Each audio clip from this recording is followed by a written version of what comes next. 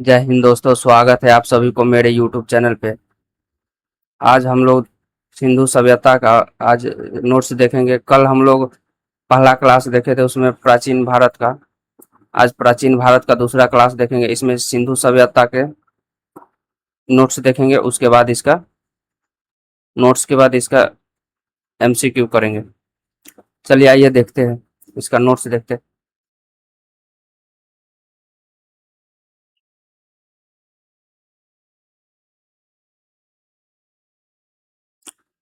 सिंधु सैंधव सभ्यता के लिए साधारणतः 3 नामों का प्रयोग होता है: सिंधु सभ्यता, सिंधु घाटी की सभ्यता और हड़प्पा सभ्यता।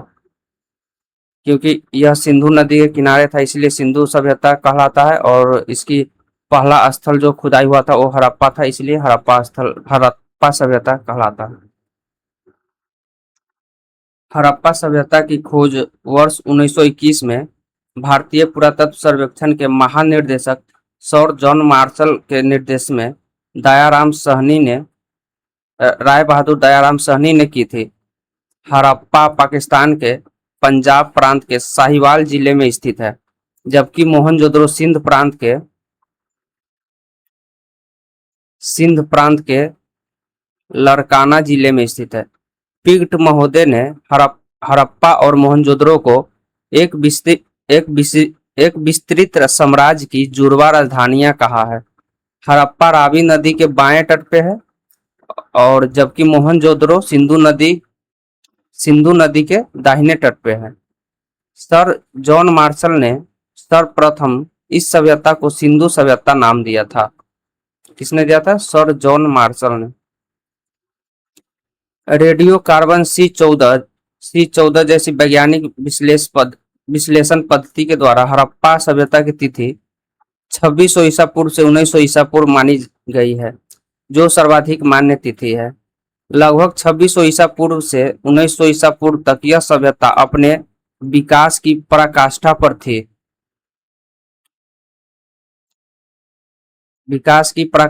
थी। यह सभ्यता मेसोपोटामिया तथा मिस्र की सभ्यताओं की समकालीन थे। विभिन्न विद्वानों ने सैंधव सभ्यता का काल अवधि का निर्धारण निम्नवत किया है। देख लेते हैं कुछ विद्वानों ने इसका समय निर्धारण किया है। जॉन मार्शल इसके अनुसार है 3250 ईसा पूर्व से 2750 ईसा पूर्व। अर्नेस्ट मैके के अनुसार 2800 ईसा पूर्व से 2500 ईसा पूर्व। माधव स्वरूप वत्स के अनुसार 3500 ईसा पूर्व से 2000 ईसा पूर्व। गैड के अनुसार 2350 ईसा पूर्व से 1700 ईसा पूर्व। मार्टिन व्हीलर के अनुसार 2500 ईसा पूर्व से 1500 ईसा पूर्व। और फेयर सर्विस इनके अनुसार है 2000 ईसा पूर्व से 1500 ईसा पूर्व। अब तक इस सभ्यता के अवशेष मुख्यतः अफगानिस्तान में सोर्तुघई, ये जगह का नाम है। अफगानिस्तान में सोर्तुघई, मुंडीगाक आदि। पाकिस्तान में पंजाब, सिंध, बलूचिस्तान, खैबर पख्तूनवा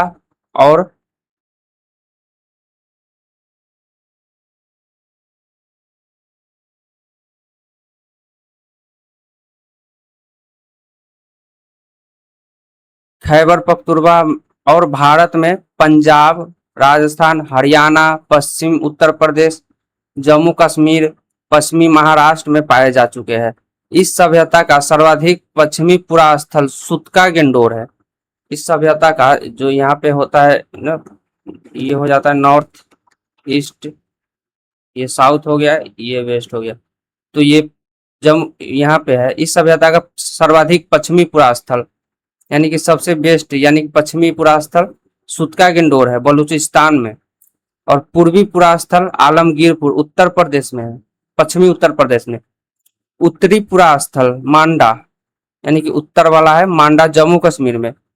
तथा दक्षिणी पुरास्थल दैमाबाद महाराष्ट्र में है, दैमाबाद।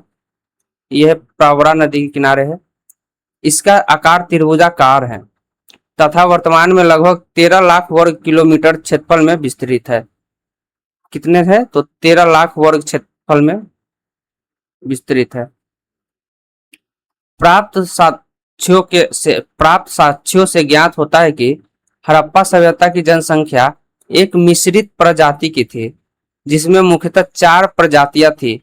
पहला था प्रोटो ऑस्ट्रेलियाइड या काकेशियन इसको बोलते हैं, भूमध्य सागरीय इसको इंडो यूरोपियन या कैस्पियन बोलते हैं, अल्पाइन और मंगोलाइड। मोहनजोदड़ो के निवासी अधिकांश भूमध्य सागरीय प्रजाति के थे। मोहनजोदड़ो के निवासी अधिकांश भूमध्य सागरीय थे। सिंधु सभ्यता के निर्माता के संबंध में विभिन्न विद्वानों के विचार। ये विद्वान है उनके सिंधु सभ्यता के निर्माता है। डॉक्टर लक्ष्मण स्वरूप, इनके अनुसार आर्य है सिंधु सभ्यता के निर्माता। गार्डन चाइल्ड एवं मार्टिन व्हीलर के अनुसार सुमेरियन है सिंधु सभ्यता का निर्माता। राखल दास बनर्जी के अनुसार द्रविड़ है। चलिए आइए नेक्स्ट देखते हैं। सिंधु घाटी के जिन नगरों की खुदाई की गई है उन्हें निम्नलिखित वर्गों में वर्गीकृत किया जा सकता है। पहला है केंद्रीय नगर, दूसरा है तटीय नगर और पतन यानी कि कोस्टल एरिया होता है ना, समुद्र किनारे वो, और अन्य नगर एवं कस्बे, तीसरा है अन्य नगर एवं कस्बे। हड़प्पा के टीले या ध्वंसावशेषों के विषय में सर्वप्रथम जानकारी 1826 में चार्ल्स मैसन ने दिया था। ये हड़प्पा का ध्वंस अवशेष के विषय में जानकारी चार्ल्स मैसन ने 1826 में दिया था। वर्ष 1921 में दयाराम साहनी के नेतृत्व में पंजाब पाकिस्तान के वर्तमान साहिवाल जिले में रावी नदी के बाएं तट पर स्थित हड़प्पा का उत्खनन आरंभ हुआ। वर्ष 1926 से 27 और 1933 से 34 में माधव स्वरूप वत्स ने तथा वर्ष 1946 में मार्टिन व्हीलर ने व्यापक स्तर पर उत्खनन करवाया। हड़प्पा से प्राप्त दो टीलों में पूर्वी टीलों को नगर टीला तथा पश्चिमी टीलों को दुर्ग टीला के नाम से संबोधित किया गया है। यहाँ 6 कक्षों की दो पंक्तियों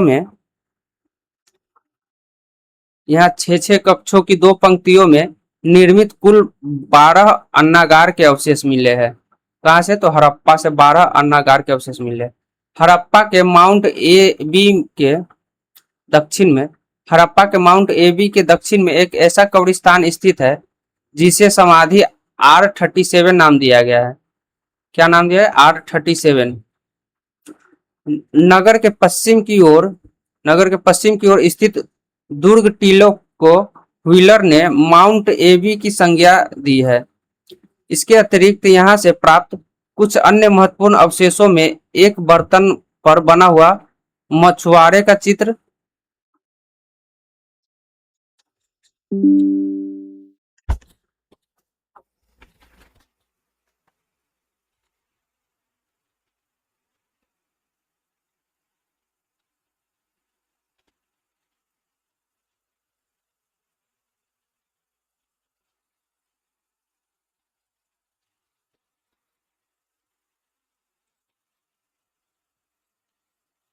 यहाँ से देखेंगे हम लोग। इसके अतिरिक्त यहाँ से प्राप्त कुछ अन्य महत्वपूर्ण अवशेषों में एक बर्तन पर बना मछुआरे का चित्र, शंख का बना बैल शीर्ष, स्त्री के गर्भ से निकला हुआ पौधा जिसे उर्वरता की देवी माना गया है, तांबे की ढली हुई गाड़ी का मॉडल, ईंटों के वृत्ताकार चबूतरे, गेहूं तथा जौ के दानों के अवशेष प्रमुख है। मोहनजोदड़ो सिंधी भाषा का एक शब्द है जिसका हिंदी रूपांतरण मृतकों का टीला है। मोहनजोदड़ो सिंधी भाषा का एक शब्द है जिसका हिंदी रूपांतरण मृतकों का टीला है। सिंध प्रांत के लड़काना जिले में सिंधु नदी के दाहिने तट पर स्थित मोहनजोदड़ो की सर्वप्रथम खोज राखलदास बनर्जी ने वर्ष 1922 में किए थे तथा इसके पुरातात्विक महत्व की ओर ध्यान आकर्षित किया। मोहनजोदड़ो का सर्वाधिक उल्लेखनीय स्मारक बृहत स्नानागार है। इसके पूरे परिसर की लंबाई उत्तर से दक्षिण की ओर लगभग 55 मीटर और चौड़ाई पूर्व से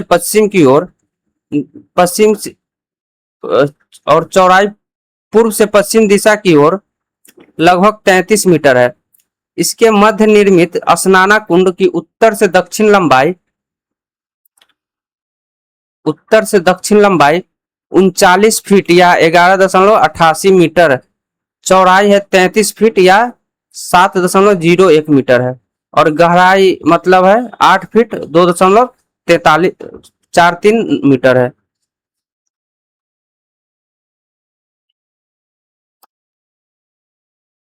अ, अ, माना जाता है कि यह विशाल स्नानागार धर्मानुष्ठान संबंधी स्नान से जुड़ा था। मार्शल ने इसे तत्कालीन विश्व का एक आश्चर्यजनक निर्माण कहा है।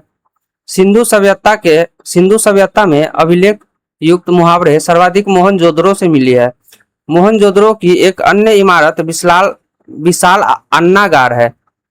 वो एक स्नानागार था और ये एक अन्नागार है, जो 150 फीट लंबा यानी कि 45.72 मीटर लंबा तथा 75 फीट 22.86 मीटर चौड़ा है। बृहत स्नानागार के उत्तर पूर्व में 230 गुने 78 फीट यानी कि 70.1 इंटू 23.77 मीटर के आकार का एक विशाल भवन के अवशेष मिले हैं। संभवतः यह पुरोहित आवास था तथा यहाँ पुरोहितों का विद्यालय स्थित रहा हो। पुरोहित यानी कि पंडितों का वहां पे विद्यालय रहा होगा। मोहनजोदड़ो की प्रमुख विशेषता उसकी सड़कें थी। मुख्य सड़क 9.15 मीटर चौड़ी थी, जिसे राजपथ कहा गया।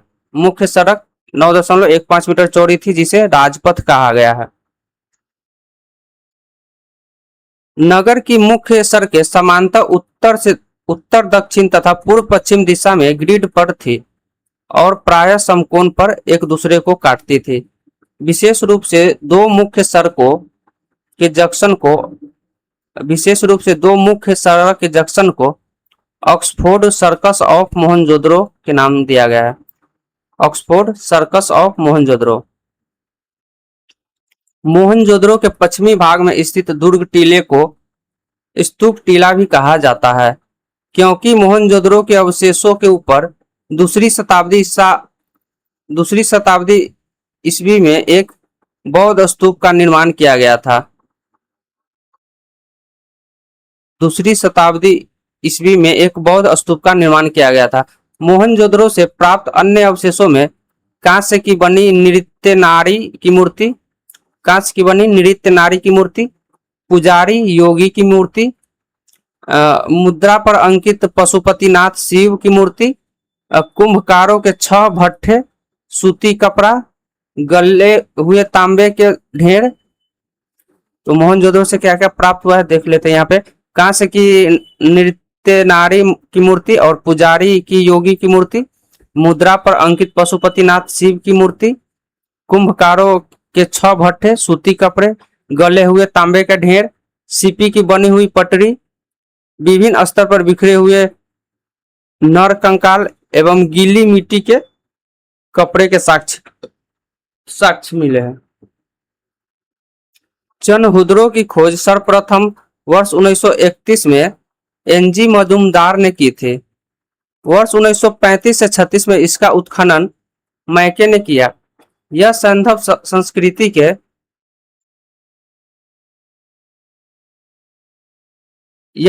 संस्कृति के अतिरिक्त उत्तरवर्ती हड़प्पा संस्कृति, जिसे झूकर और झांगर संस्कृति कहते हैं, के अवशेष मिले हैं। संभवतः यह एक औद्योगिक केंद्र था जहां मणिकारी मुहर भार माप के बटखारे बनाने का काम होता था। मैके को यहाँ से मनका बनाने का कारखाना यानी कि बेड फैक्ट्री तथा भट्टी प्राप्त हुई थी। यहाँ से प्राप्त अवशेषों में प्रमुख है अलंकृत हाथी, खिलौने एवं कुत्ते के बिल्ली का पीछा करते हुए पद चिन्ह। सौंदर्य प्रसाधनों में प्रयुक्त लिपस्टिक आदि ये सब कहाँ से मिला है? तो चनहुद्रो से मिला है। चनहुद्रो अब तक ज्ञात पुरास्थल है जहां से वक्राकार ईंटें मिली है। यहाँ किसी दुर्ग का अवशेष नहीं मिला, यहाँ भी किसी दुर्ग का अवशेष नहीं मिला, मतलब यानी कि घेराव ऐसा जैसे बिल्डिंग का घेराव होता है ना, वो नहीं मिला यहाँ से। गुजरात में अहमदाबाद जिले में भोगवा नदी के तट पर स्थित लोथल लोथल की खोज सर्वप्रथम डॉक्टर एस आर राव ने की थी। खंभात की खाड़ी में लगभग 30 किलोमीटर दूर स्थित यह स्थल पश्चिमी एशिया से व्यापार के लिए एक प्रमुख बंदरगाह था। नगर योजना तथा अन्य भौतिक वस्तुओं के आधार पर लोथल एक लघु हड़प्पा या लघु मोहनजोदड़ो नगर प्रतीत होता है। यहाँ से फारस की खाड़ी प्रकार की मुद्रा, सील और पक्के रंग में रंगे हुए पात्र प्राप्त हुए हैं। लोथल में गड्ढी तथा नगर दोनों एक रक्षा प्राचीर से घिरे है। लोथल की सबसे प्रमुख विशेषता जहाजों की गोदी यानी कि डॉकयार्ड है।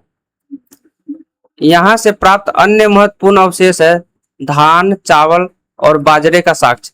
फारस की खाड़ी प्रकार की मुहर, घोड़े की लघु मृण मूर्ति, 3 द्विशव समाधियां आदि यहाँ लोथल से मिला है।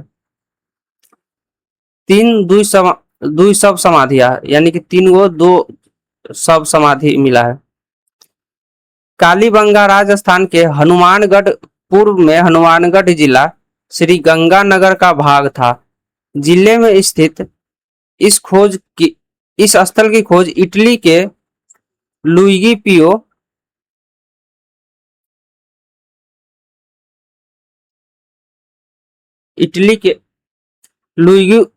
पियो टेस्टोरी ने की थी। हड़प्पा स्थल के रूप में पहचान अमलानंद घोष ने की थी। वर्ष 1960-61 में बीवी लाल के निर्देशन में कालीबंगा के उत्खनन आरंभ हुआ। 1961-62 में उत्खनन बीके थापर द्वारा जारी रखा गया। 1962-63 से 1967-68 तक बीवी लाल एवं बीके थापर के संयुक्त निर्देशन में उत्खनन का कार्य चला। यहाँ पूर्वी एवं पश्चिमी टीला अलग अलग सुरक्षा प्राचीर से घिरे थे। यहाँ पर पश्चिम दिशा में स्थित दुर्ग वाले टीले पर सैंधव सभ्यता के नीचे प्राक सैंधव संस्कृति के पूरा अवशेष प्राप्त हुए हैं। मोहनजोदड़ो के भवन पक्की ईंटों के बने थे, जबकि कालीबंगा के भवन कच्ची ईंटों के बने थे। मोहनजोदड़ो में पक्की ईंटों के भवन बने थे, जबकि कालीबंगा में कच्ची ईंटों के भवन बने थे। पक्की ईंटों का प्रयोग केवल नालियों, कुओं एवं स्नानागार बनाने में ही किया गया है।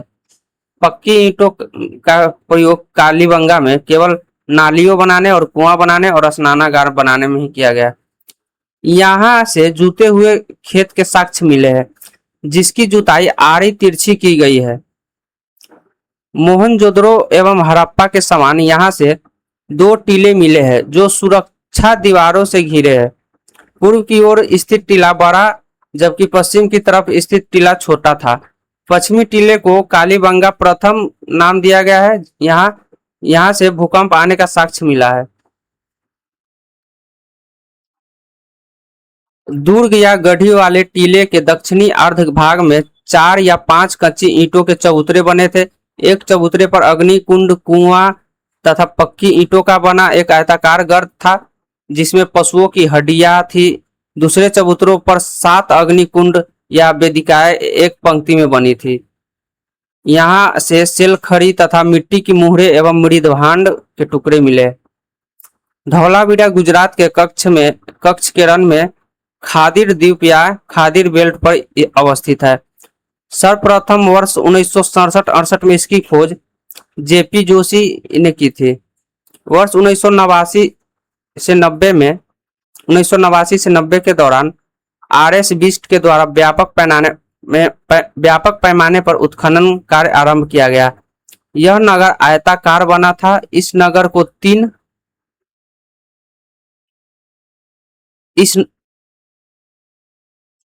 इस नगर को तीन भागों किला इस नगर को तीन भागों में किला, मध्य नगर तथा निचला नगर में विभाजित किया गया था। यहाँ से एक विशाल जलाशय मिला है। यहाँ के निवासी एक उन्नत जल प्रबंधन व्यवस्था से परिचित थे। यहाँ से हड़प्पा लिपि के बड़े आकार के 10 चिन्हों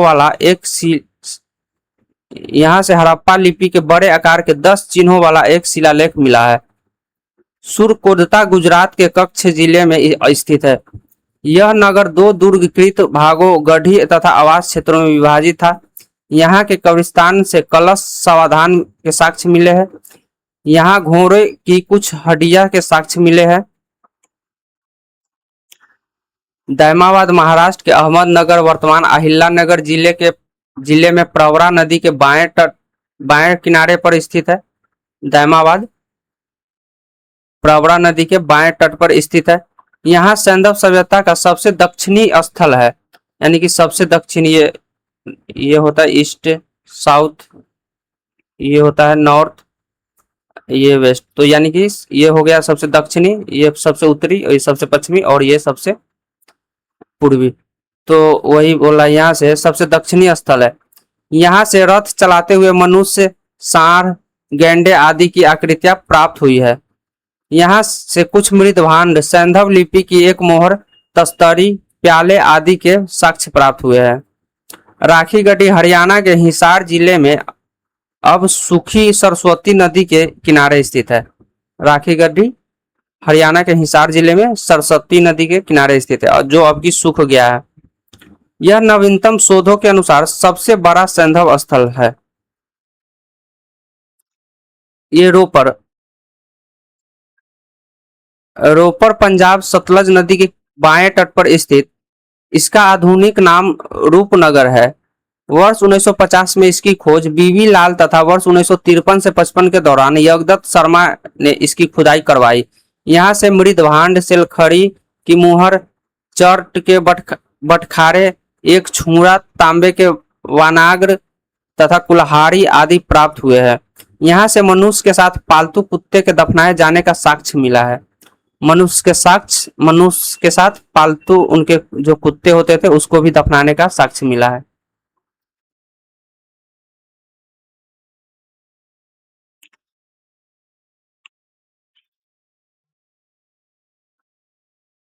यहाँ से देखें, रंगपुर गुजरात के सौराष्ट्र क्षेत्र में है। यहाँ से प्राक हड़प्पा और उत्तर हड़प्पा कालीन सभ्यता के साक्ष्य मिले हैं। यहाँ से प्राप्त वनस्पति अवशेष के आधार पर कहा जा सकता है कि वे लोग चावल एवं बाजरा की खेती करते थे। सैंधव सभ्यता के प्रमुख स्थल एवं उससे संबंधित नदियां, तो ये स्थल हो गया, यहाँ नदी दिया है।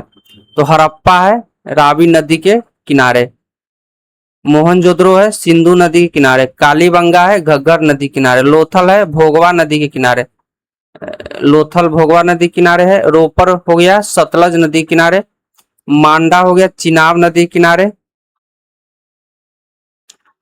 और ये दायमाबाद हो गया प्रवरा नदी किनारे, आलमगीरपुर हिंडन नदी के किनारे, सुतका गेंडोर दास्क नदी के किनारे, भगवानपुरा सरस्वती नदी के किनारे। आलमगीरपुर उत्तर प्रदेश के मेरठ जिले में हिंडन नदी के किनारे स्थित है। आलमगीरपुर जो उत्तर प्रदेश में के मेरठ जिले के हिंडन नदी के किनारे स्थित है। यहाँ से खुदाई में मृद भांड एवं मनके मिले हैं। कुछ बर्तनों पर त्रिभुज, मोर आदि की चित्रकारी मिलती है। हुलास उत्तर प्रदेश के सहारनपुर जिले में स्थित है।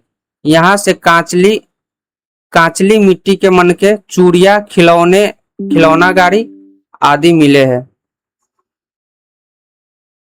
सैंधव लिपि युक्त एक ठप्पे का साक्ष्य मिला है। देसलपुर से एक रक्षा प्राचीर मिला है।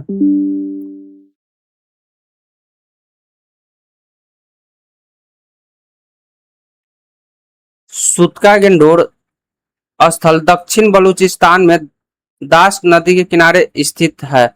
इसका दुर्ग एक प्राकृतिक चट्टान के ऊपर स्थित था। यहाँ से मृद भांड, एक ताम्र निर्मित बानाग्र, ताम्र निर्मित ब्लेड के टुकड़े, तिनकोना ठीकरे तथा मिट्टी की चूड़िया के अवशेष प्राप्त हुए हैं।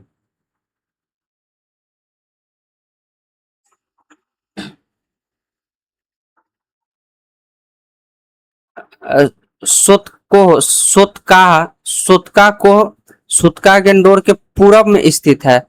वर्ष 1960 में इसकी खोज जीएफ डेल्स द्वारा की गई। यहाँ से दो टीले मिले हैं जिनके आकार सुतका गेंडोर जैसे ही हैं। बलूचिस्तान के दक्षिण तटवर्ती पट्टी पर स्थित बालाकोट एक बंदरगाह के रूप में कार्य करता था। बलूचिस्तान के दक्षिणवर्ती पट्टी के पर स्थित बालाकोट एक बंदरगाह के रूप में कार्य करता था। यहाँ से पूर्व हड़प्पा एवं हड़प्पा कालीन अवशेष प्राप्त हुए हैं। इसकी खोज योजना सुनियोजित थी। इसकी नगर योजना सुनियोजित थी। भवनों के निर्माण में कच्ची ईंटों का, जबकि नालियों के निर्माण में पक्की ईंटों का प्रयोग किया जाता था। यहाँ का सबसे समृद्ध उद्योग सीप उद्योग था। यहाँ से काफी मात्रा में सीप से बनी चूड़ियों के टुकड़े मिले हैं।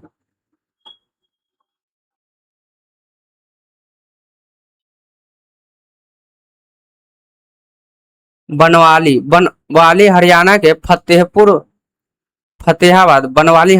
फतेहाबाद पूर्व में हिसार का भाग था। जिले में स्थित बनवाली हरियाणा के फतेहाबाद जिले में स्थित है। पूर्व में हिसार का भाग था। वर्ष 1974 से 77 में आरएस बिष्ट द्वारा इस स्थल का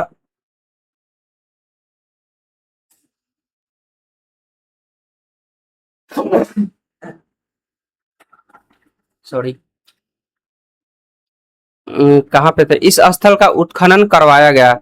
यहाँ से संस्कृति के 3 स्तर प्रकाश में आए हैं: प्राक सैंधव, विकसित सैंधव एवं उत्तर सैंधव। यहाँ से मुहरे, बटखारे, लाजवर्त तथा कार्नेलियन के मनके, हल्की आकृति के खिलौने, तांबे के वानाग्र आदि के साक्ष्य मिले हैं। भगवानपुरा हरियाणा के कुरुक्षेत्र जिले में सरस्वती नदी के दाहिने किनारे पर स्थित है। जेपी जोशी ने इसका उत्खनन करवाया था। यहाँ प्राप्त प्रमुख अवशेषों में काले तथा आसमानी रंग के कांच की चूड़िया, तांबे की चूड़िया, अर्ध बहुमूल्य पदार्थों तथा फ्यास के सजावटी मनके आदि है।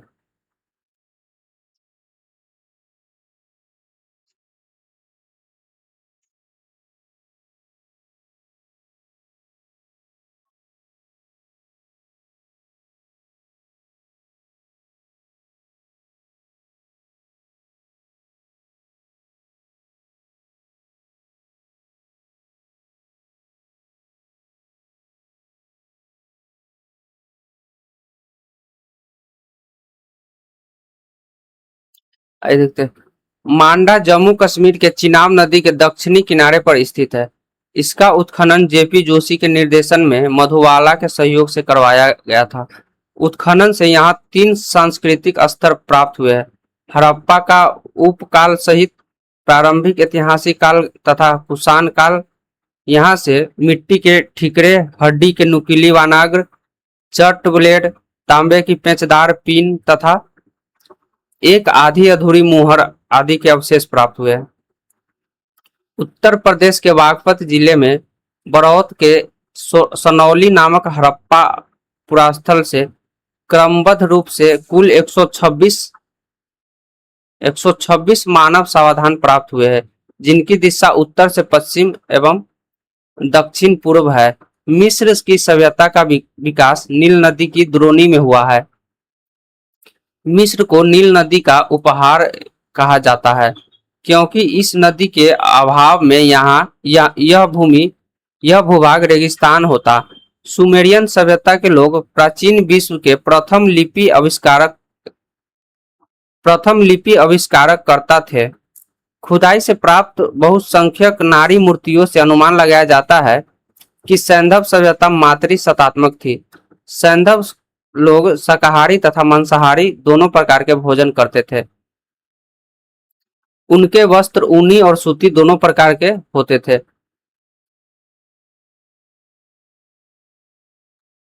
कंठहार, कर्णफूल, कांरा, भुजबंद, अंगूठी, हंसुली, करघनी आदि आभूषण पहनने पहनने जाते थे। नौसारों से स्त्रियों के माथे केस के पास लाल वर्णक सिंदूर के प्रमाण मिले हैं। कहां से? तो नौसारों से, जो हिंदू धर्म में सुहाग का प्रतीक है। सैंधव काल में पासा प्रमुख खेल था। सिंधु सभ्यता के लोग मुख्यतः खाद्यान्न गेहूं और जौ थे। रंगपुर से धान की भूसी और लोथल से चावल के अवशेष मिले हैं। लोथल से वृत्ताकार चक्की के 2 पाट मिले हैं। सूती वस्त्र के अवशेषों से यहाँ यह निष्कर्ष निकाला जाता है कि यहाँ के निवासी कपास उगाना जानते थे। मोहनजोदड़ो, कालीबंगा, सुरकोटता के स्थलों से कुंवरदार ऊंट के जीवाश्म मिले हैं। सुरकोटता, लोथल, कालीबंगा से घोड़े या उसी प्रजाति की अन्य जातियों की मरीन मूर्तियां, हड्डियां, जबड़े आदि के अवशेष प्राप्त हुए हैं। सिंधु सभ्यता में वस्त्र उद्योग सहित अनेक शिल्प उद्योग जैसे मृद भांड, मनका निर्माण, धातु कर्म, सीपीकार आदि विकसित थे। मोहनजोदड़ो से तांबे के 2 उपकरण से लिपटा हुआ सूती धागे एवं कपड़ा प्राप्त हुआ है। लोथल तथा चनहुदरो में मनके बनाने का कार्य होता था। लोथल तथा बालाकोट सीप उद्योग के लिए प्रसिद्ध थे। लोथल और बालाकोट प्रमुख धातु प्राप्त स्थल देख लेते हैं। कच्चा माल और प्राप्ति स्थल। कच्चा माल ये सब है, और कहाँ से आता था वो है तो लाजवर्त, यहाँ तांबा आता था खेतरी राजस्थान से और बलूचिस्तान और ओमान से। लाजवर्त आता था बदखा, जो वर्तमान में अफगानिस्तान है, वहां से। टीन आता था ईरान और अफगानिस्तान से। चांदी आता था राजस्थान की जावर एवं अजमेर खानों से, अफगानिस्तान एवं ईरानों से। शीशा आता था ईरान, अफगानिस्तान और राजस्थान का अजमेर से। शिलाजीत हिमालय से आता था। कार्नेलियन गुजरात से आता था। सोना दक्षिण भारत कर्नाटक से आता था। दोस्तों ये थोड़ा बड़ा सा चैप्टर है, आइए देखते हैं इसका। सैंधव निवासी का आंतरिक एवं बाह्य व्यापार उन्नत अवस्था था। सिक्कों का प्रचलन नहीं था तथा क्रय विक्रय वस्तु विनिमय द्वारा किया जाता था। लोथल से हाथी दांत की माप पट्टी स्केल मिली है एवं मोहनजोदड़ो में तांबे, कांस्य, मिट्टी के तराजू के पलड़े मिले हैं। उनके बाट मुख्यतः घन आकार का होते थे। कुछ बाट बेलनाकार, ढोलाकार, वर्तुलाकार प्रकार के भी होते थे। सारगोन युगीन सुमेरियन लेख से ज्ञात होता है कि मेहुला, दिलमुन तथा मगन के साथ मेसोपोटामिया के व्यापारिक संबंध थे। मेहुला की पहचान सिंधु क्षेत्र की से की गई। मेहुला शब्द की पहचान सिंधु क्षेत्र से की गई है। दिलमुन की पहचान फारस की खाड़ी के बहरीन से की गई है। सुमेरियन अभिलेखों में दिलमुन को साफ सुथरे नगरों का स्थान या सूर्योदय का क्षेत्र कहा गया है। सैंधव सभ्यता में मूर्ति कला, वास्तु कला, उत्कीर्ण कला, मृदभांड कला आदि के उन्नत होने के प्रमाण मिले हैं। मोहनजोदड़ो से एक संयुक्त पशु मूर्ति प्राप्त हुई है, जिसमें भेड़ का सींगों तथा हाथी के झुंडों का मिश्रण है।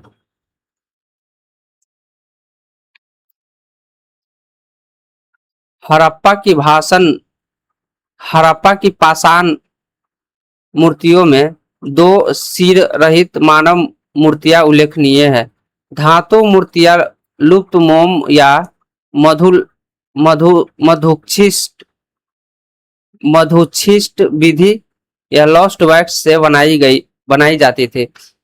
मोहनजोदड़ो से प्राप्त नर्तकी की कांस्य मूर्तियां अत्यंत प्रसिद्ध है। लोथल से तांबे के कुत्ते, चिड़िया तथा कालीबंगा से कांस्य से बनी बैल की मूर्तियां मॉडल प्राप्त हुई है। चनहुदरों से प्राप्त खिलौना गाड़ी, बैलगाड़ी, बैलगाड़ी की मूर्तियां उल्लेखनीय है। मरीन मूर्तियां पुरुषों, स्त्रियों और पशु पक्षियों की प्राप्त हुई है। मानव मूर्तियां मॉडल अधिकतर स्त्रियों की है। सर्वाधिक मरीन मूर्तियां पशु पक्षी की प्राप्त हुई है। सैंधव काल में सर्वाधिक मोहरे सेलखड़ी की बनी है।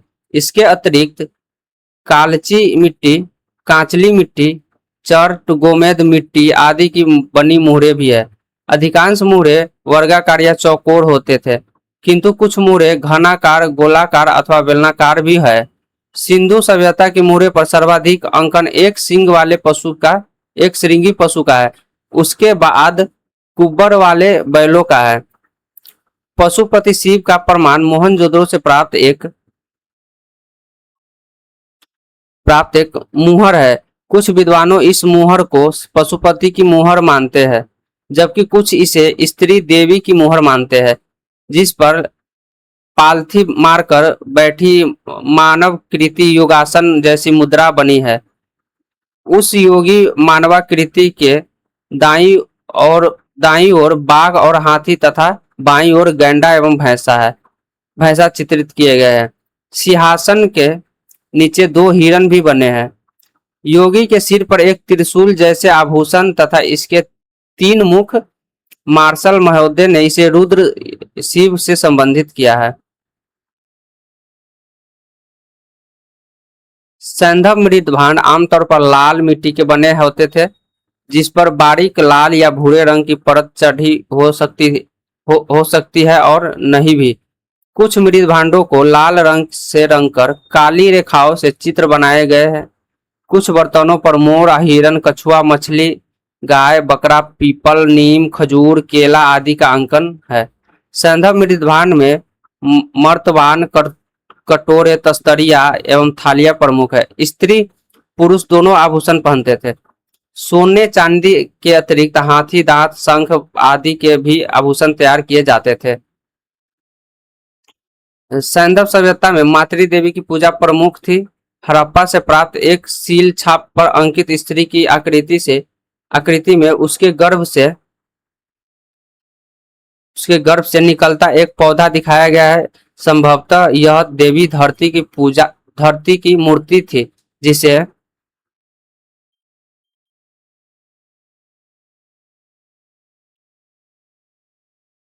जिसे लोग उर्वरता की देवी समझते थे तथा इसकी पूजा उसी तरह करते थे जिस प्रकार मिस्र के लोग नील नदी की देवी को आइसिस की पूजा करते थे। मातृ देवी एवं शिव की पूजा के अतिरिक्त सैंधव निवासी पशुओं, पक्षियों, वृक्षों आदि की उपासना करते थे। लोथल, कालीबंगा एवं बनवाली के पुरास्थलों से अग्निकुंड के साक्ष्य मिलते हैं।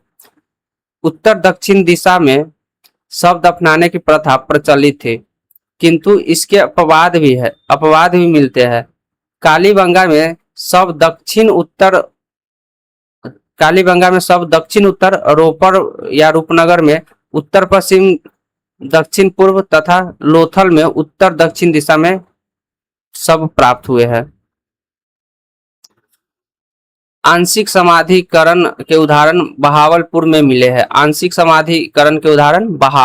मिले हैं।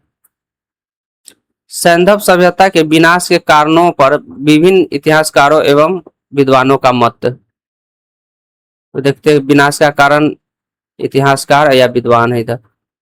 तो बाढ़ के कारण कौन बताए थे? तो मार्शल मैके और RS राव ने बताए थे। तो तीन आदमी बाढ़ को इसका विनाश का कारण बताया था। आर्यों का आक्रमण, गार्डन चाइल्ड और मार्टिन व्हीलर और स्टूड पिगट के अनुसार आर्यों का आक्रमण से वो तबाह हुआ था। ओरेल एस्टीन, अमलानंद घोष के अनुसार जलवायु से ये हुआ था।